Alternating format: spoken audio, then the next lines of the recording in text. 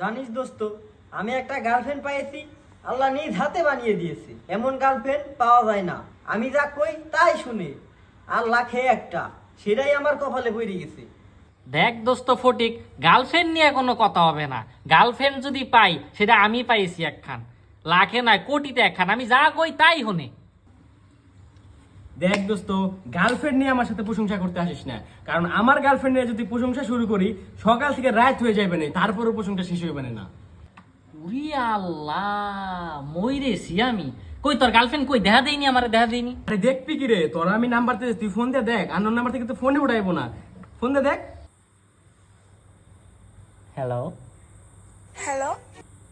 জি কেমন আছেন? জি আলহামদুলিল্লাহ ভালো আছি। কতটা ধার্মিক, কতটা ধার্মিক। আপনাকে একটা কথা বলার ছিল। এত কথা ভালো লাগে না।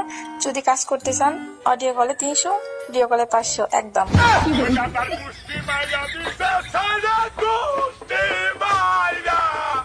Ay.